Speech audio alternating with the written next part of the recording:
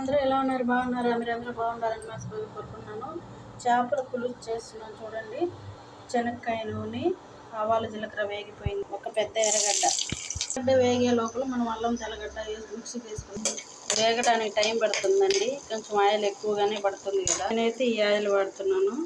చాలా టేస్ట్ ఉంటుంది చేపల పులుసు. కరివేపాకు చూడండి, ఎర్రగడ్డలు ఇలా వేగాలి. ఇలా వేగిపోయిన అల్లం తెల్లగడ్డల పేస్ట్, టమోటాలు ఒక 4-5 టమోటాలు మిక్సీ పెట్టి వేసేసుకున్నాం.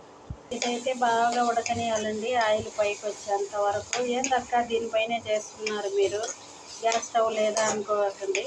ఇదండి 4 బర్నర్ గ్యాస్ స్టవ్ ఉండదు, కానీ దీని మీద అయితే నేను అన్నము రసము ఇలాంటివి చేసేస్తా. ఈ కూర అయితే లేట్గా సిమ్లో పెట్టేసినా ఉడుకుతుందని ఇలా పసుపు.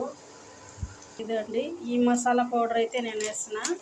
కూరకి చాలా నీళ్ళలో ఇసుకుందండి, కొంచెం కడుక్కొని వేసుకోవాలి. ఇసుకుందో నేను ఆల్రెడీ కడిగి నానబెట్టాను.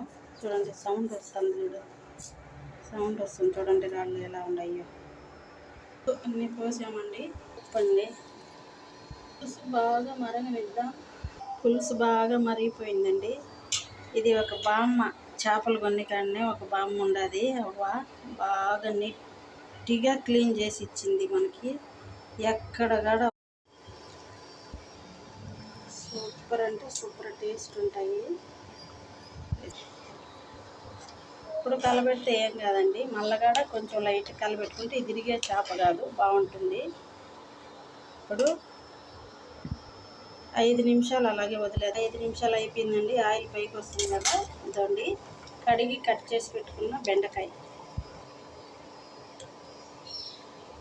చిన్నగా ఉడికట్లా అండి. కర్రీ ఉడికిపోయింది, మూత తీసి చూద్దాము. చూడండి ఎలా ఆయిల్ పైకి వచ్చేసిందో. సూపర్ అంటే సూపర్ స్మెల్ వస్తూ ఉన్నది. ఓకేనా, థ్యాంక్ యూ సో మచ్ అండి. లైక్ చేయండి, షేర్ చేయండి, మన ఛానల్ని సబ్స్క్రైబ్ చేయండి. చూడండి ఏమాత్రం నిలుగా లేదు, సూపర్ అంటే సూపర్గా ఉంటుంది బెండకాయ. చూడండి ఇలా చేయాలండి, ఇప్పుడే సూపర్ టేస్ట్ ఉంటుంది. ఓకేనా, నోరు ఊరిపోతుంది చూస్తుంటే. చేపల పులుసు రెడీ అయిపోయింది. టేస్ట్ ఎలా ఉందో చూసి చెప్తా.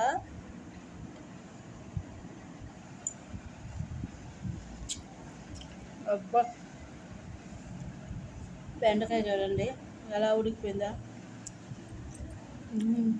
నమ్మకంగా ఉండదు, సూపర్గా ఉంది.